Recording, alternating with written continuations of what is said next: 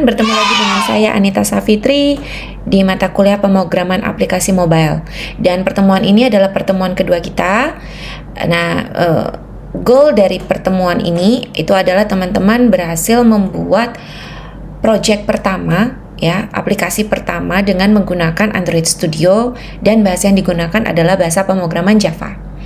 Namun sebelum kita berangkat ke sana, kita sedikit brief dulu. Saya akan berikan sedikit ulasan mengenai pengantar dan juga hal-hal yang perlu teman-teman ketahui sebelum kita membuat project di Android Studio. Adapun pertemuan ini kita akan membahas yang pertama tentang Android Studio Introduction, kemudian tentang Java Programming Language, kemudian tentang konsep API, kemudian tentang Android Lifecycle. Lalu kita akan menarik kesimpulan ya atau refleksi terhadap perkuliahan kita, dan yang terakhir kita akan langsung praktek dengan menggunakan modul bagaimana cara untuk membuat first application atau aplikasi pertama teman-teman di Android Studio ini.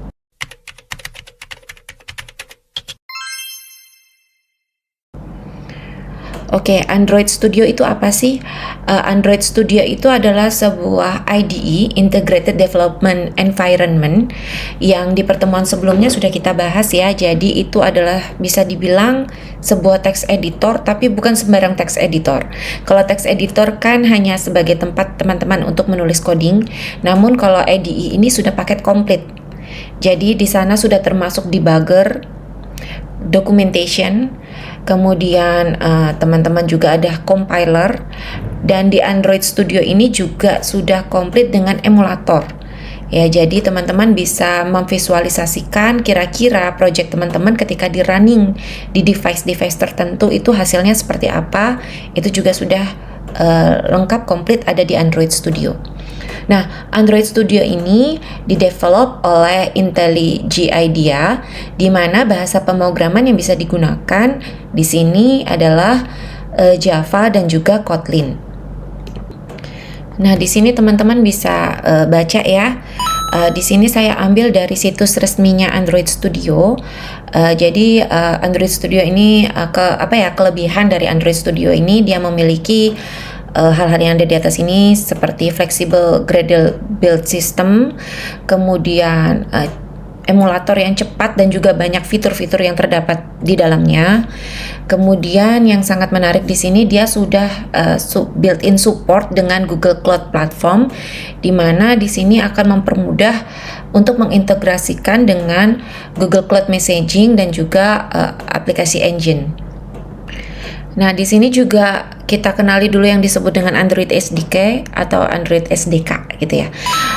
Android SDK ini adalah Android Software Development Kit atau sebuah paket yang bisa digunakan oleh developer untuk mendevelop Android aplikasi yang yang berbasis Android.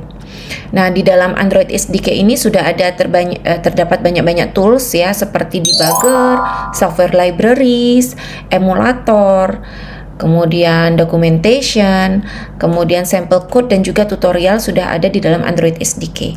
Nah, sekarang jika ditanya apa sih bedanya Android Studio dengan Android SDK? Jadi Android Studio dan Android SDK ini adalah dua buah komponen yang sangat penting dalam pengembangan aplikasi Android. Namun mereka ini sendirinya memiliki peranan yang berbeda. Nah, semisal bisa diibaratkan ya, Android Studio itu bagaikan tools atau lingkungan kerja atau sebuah aplikasi gitu ya, yang digunakan untuk menulis, menguji aplikasi dan lain sebagainya. Sedangkan Android SDK ini adalah kumpulan alat-alatnya. Ya, jadi kumpulan alat-alat dan pustaka yang digunakan baik oleh Android Studio ataupun IDE lainnya untuk mengembangkan aplikasi berbasis Android. Nah, dalam komponen dari Android Studio itu menyediakan alat-alat untuk menulis kode, mendesain antarmuka, debug aplikasi, dan sehingga sampai menguji aplikasi pada emulator ataupun perangkat fisik. Jadi singkatnya Android Studio itu adalah tempat tempat teman-teman untuk bekerja, untuk membuat aplikasi. Nah, sedangkan si Android SDK ini adalah kumpulan alat dan juga pusaka atau libraries ya, yang diperlukan untuk mengembangkan aplikasinya. Nah, SDK itu contohnya mencakup seperti debugger, emulator, kemudian dokumentasi API, contoh kode, dan berbagai tools-tools lainnya. Jadi SDK ini memungkinkan teman-teman untuk mengakses fitur-fitur perangkat Android dan mengembangkan aplikasi dengan menggunakan API yang sudah disediakan oleh Android. Ada beberapa buku yang bisa dirujuk untuk mengenal tentang user interface atau tampilan dari Android Studio ini seperti buku ini. Namun di sini ini yang versi Hedgehog ya. Sekarang kalau nggak salah yang terbaru sudah Jellyfish. Nah, kemudian bisa juga dilihat di situs resminya Android Developers. Jadi di sini sudah ada kayak uraian singkat, namun nanti tetap akan dibahas dalam modul praktikum.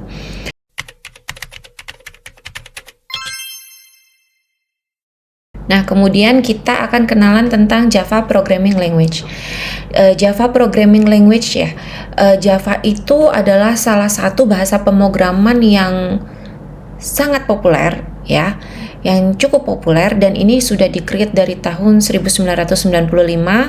Ini dimiliki oleh Oracle dan ada banyak lebih dari 3 billion devices itu yang berjalan dengan menggunakan bahasa pemrograman Java.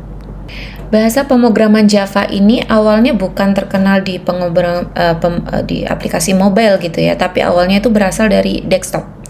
Ya, jadi dia dulu itu sangat terkenal untuk membuat aplikasi berbasis desktop. Nah, seiring waktu dia juga semakin berkembang ke mobile, kemudian website, Internet of Things, kemudian banyak juga game-game seluler maupun komputer ataupun video yang dibangun dengan menggunakan Java. Selain itu, sekarang juga Java sangat digunakan ya, atau banyak yang menggunakan untuk komputasi cloud. Jadi banyak yang menyebut Java itu sebagai WORA atau write once and run everywhere, karena dia anywhere, karena memang dia bisa digunakan untuk banyak platform dan juga di banyak jenis aplikasi. Tentunya karena ini dimiliki oleh Oracle, Java juga sangat baik untuk aplikasi atau tentang big data ya. Jadi tentang big data, codingan di big data juga banyak yang menggunakan Java. AI hingga IoT juga banyak yang masih menggunakan Java dalam pemrogramannya. Nah, meskipun Java ini dimiliki oleh Oracle, teman-teman nggak perlu khawatir, Java ini bersifat free, jadi teman-teman bisa menggunakannya secara bebas. Nah, tadi kan saya sudah sempat bahas kalau Java ini terkenal dengan slogan WORA ya, WORA, di mana dia tuh write once, run anywhere. Nah, ini bisa terjadi karena binary program dari Java ini prinsipnya di-generate secara independen. Jadi teman-teman kalau misalkan ngoding menggunakan Java itu setelah di-compile itu dirubah menjadi bahasa mesin. Ya, jadi dirubah menjadi bahasa mesin. Nah, di mana itu bisa dijalankan di Java Virtual Machine yang sudah terinstall di berbagai sistem operasi. Nah, sehingga teman-teman jangan khawatir ketika mengcoding di Linux itu Java project kalian itu akan masih tetap bisa dibaca di sistem operasi yang lain, entah itu operasi macOS atau Windows dan sebagainya.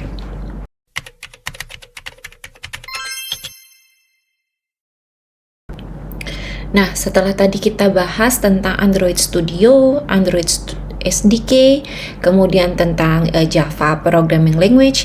Nah, sekarang kita akan ke dalam project Android Studio.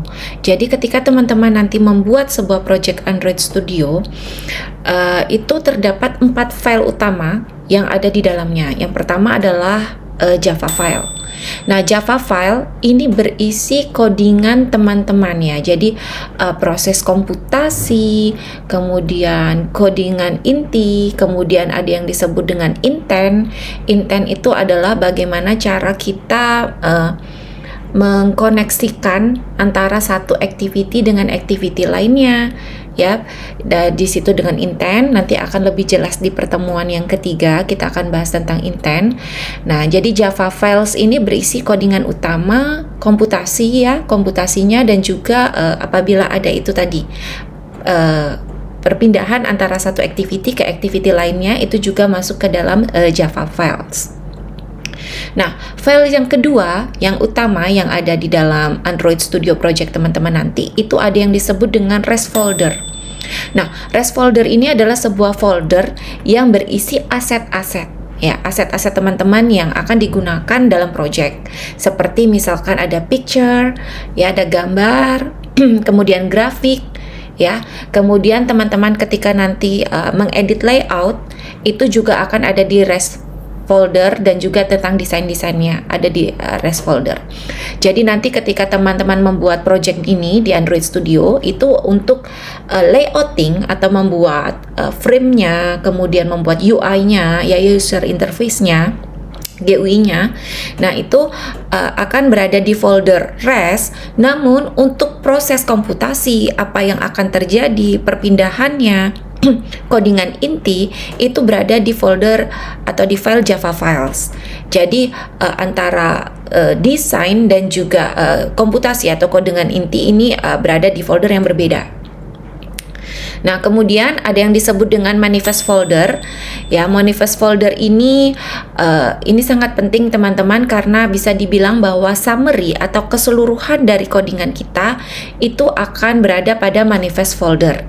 Nah, manifest folder ini berisi satu buah file, yaitu manifest.xml, ya, dimana di situ berisi komponen-komponen yang bisa dibilang utama yang ada di dalam project teman-teman.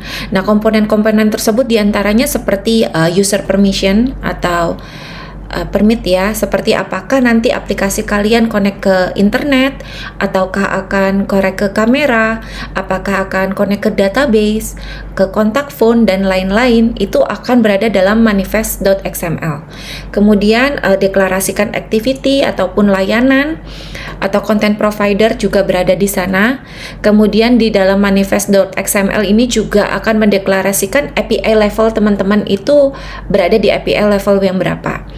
Jadi untuk lebih jelasnya API level akan saya jelaskan setelah ini. Namun di situ dalam manifest folder atau manifest.xml ini akan ada requirement minimum API levelnya itu berapa, ataupun maksimum API levelnya itu ada berapa. Jadi project teman-teman bisa running di perangkat yang memiliki API level tingkat berapa itu berada di manifest.xml. Kemudian dia di sini juga mendeklarasikan apakah ada perangkat keras atau hardware ataupun perangkat lunak lainnya atau software yang digunakan oleh project teman-teman ini. Seperti contohnya ya kayak tadi saya sebutkan, apakah menggunakan kamera, Bluetooth, atau multi touchscreen atau lain sebagainya. Jadi bisa disimpulkan manifest ini adalah kesimpulan keseluruhan dari aplikasi yang teman-teman kembangkan. Dan yang terakhir, di dalam Android Studio Project juga ada Gradle folder ya teman-teman. Gradle folder yang berisikan dari build system teman-teman. Gradle folder ini nggak kalah penting ya teman-teman. Jadi di sini dia berisikan mengenai proses otomasi tahapan-tahapan pembuatan software yang ada dan yang berhubungan dengannya itu berada di dalam sana, seperti kompilasi source code menjadi binary code, kemudian mempackage-nya dan sebagainya, dokumentasinya, dan menjalankan otomasi tes sampai manajemen. Jadi di sini Gradle folder ini juga sangat penting dalam project teman-teman.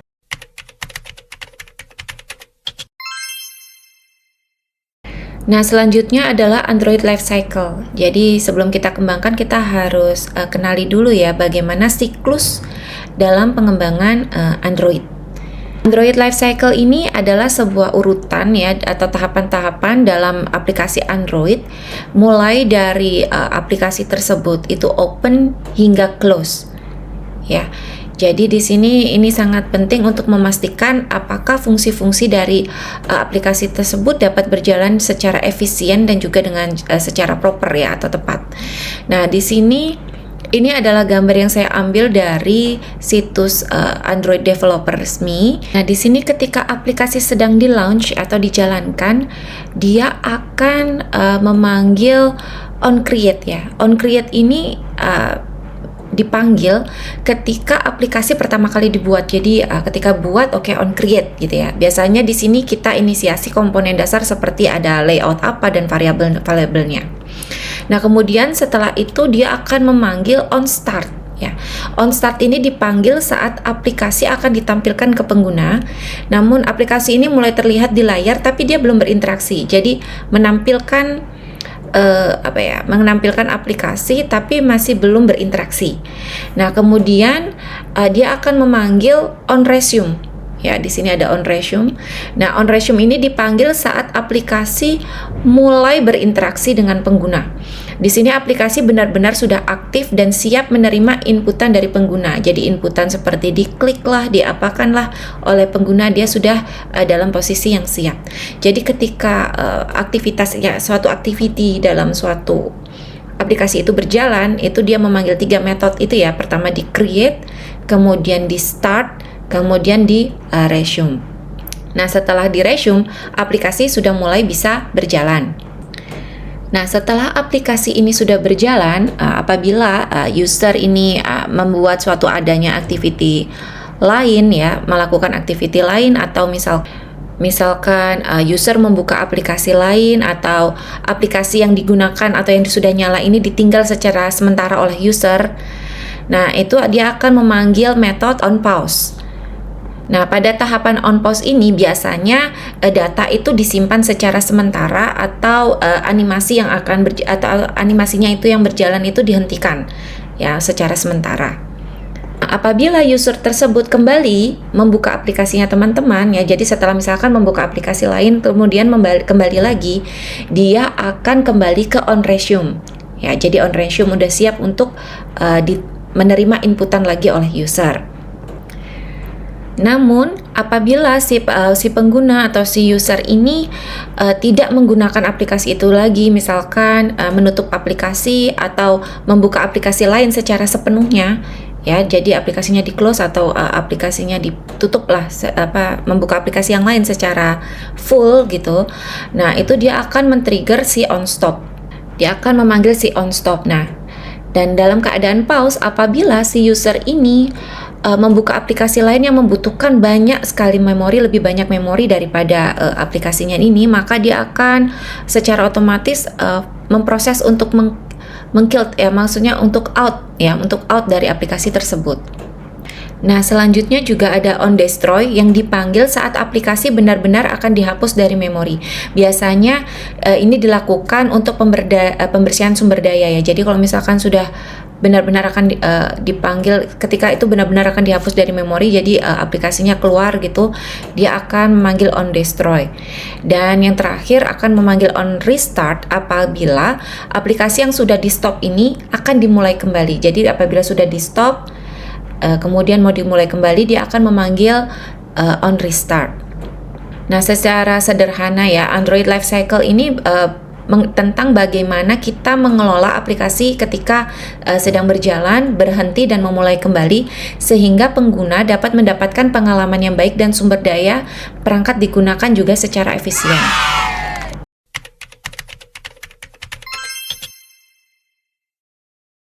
Nah, selanjutnya kita akan kenalan dengan yang disebut dengan APA atau Application Programming Interface. Nah, APA ini adalah suatu interface yang bisa menghubungkan antara satu aplikasi dengan aplikasi yang lain. Jadi misalkan teman-teman lagi membuka mobile phone-nya, kemudian membuka misalkan membuka suatu website ya, suatu situs atau apa.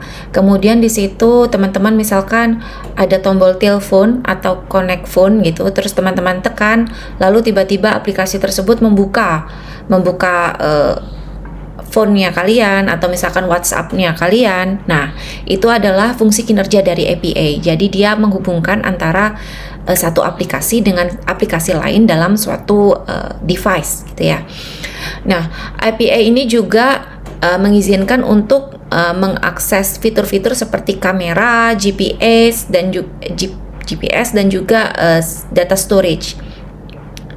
Nah, dia juga di API ini juga berfungsi untuk mengkomunikasikan dengan server ya. Misalkan ada retrieve data dari internet seperti adanya news atau weather. Jadi misalkan teman-teman punya yang di handphonenya tuh ada suhunya berapa, cuacanya bagaimana. Nah, itu juga berkat si API ini.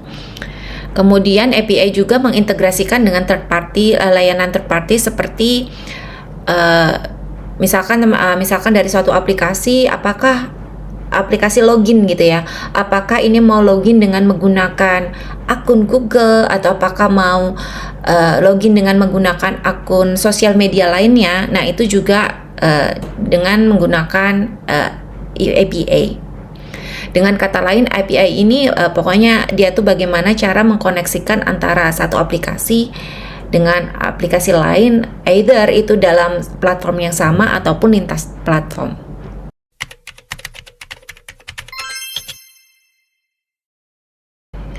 Baik, terakhir di kesimpulannya dari materi yang hari ini adalah pertama, Android Studio itu adalah IDE yang official untuk mengembangkan suatu aplikasi berbasis Android, di mana ini mensupport Java dan juga Kotlin, bahasa pemrograman Java dan bahasa pemrograman Kotlin. Nah, kemudian ada yang disebut dengan API. API itu adalah suatu interface yang dapat mengkoneksikan antara satu aplikasi dengan aplikasi lain. Kemudian ketika nanti teman-teman membuat suatu project Android Studio, itu terdiri dari 4 folder utama, yaitu Java files yang berisi codingan utama teman-teman. Ya, codingan intent itu bagaimana menghubungkan antara satu activity dengan activity lainnya dalam aplikasi tersebut. Nah, kemudian codingan utama ya, komputasi juga berada di dalam Java files. Kemudian ada yang disebut dengan REST files. REST files ini berisi desain teman-teman ya, gambaran user interface-nya. Teman-teman mendesainnya di sana. Kemudian aset-aset ya, grafik, gambar dan lain sebagainya itu berada dalam REST files. Kemudian ada manifest yang berisi manifest.xml, di mana bisa dibilang itu sebagai sebuah summary dari aplikasi teman-teman berada di sana. Kemudian ada juga Gradle, dan Gradle ini adalah build systemnya ya, build systemnya berada di folder Gradle. Kemudian tentang Android Lifecycle, itu adalah tahapan-tahapan dalam aplikasi Android, mulai dari opening hingga closing ya. Ini sangat penting untuk memastikan apakah aplikasi tersebut dapat berfungsi dengan baik dan juga efisien. Oke, sekian untuk brief kita sebelum kita melakukan praktikum untuk membuat aplikasi pertama teman-teman. Pada modul praktikum yang pertama kita ini pertemuan kedua tapi modul praktikum yang pertama ya. Ini kita akan membuat aplikasi pertama, nanti teman-teman akan membuat aplikasi dan running sekaligus di emulator untuk melihat bagaimana hasil dari aplikasi pertama yang telah dibuat oleh teman-teman. Baik, untuk modul praktikum akan ada di page di bawah ini. Jadi selamat praktik dan sampai ketemu di pertemuan selanjutnya.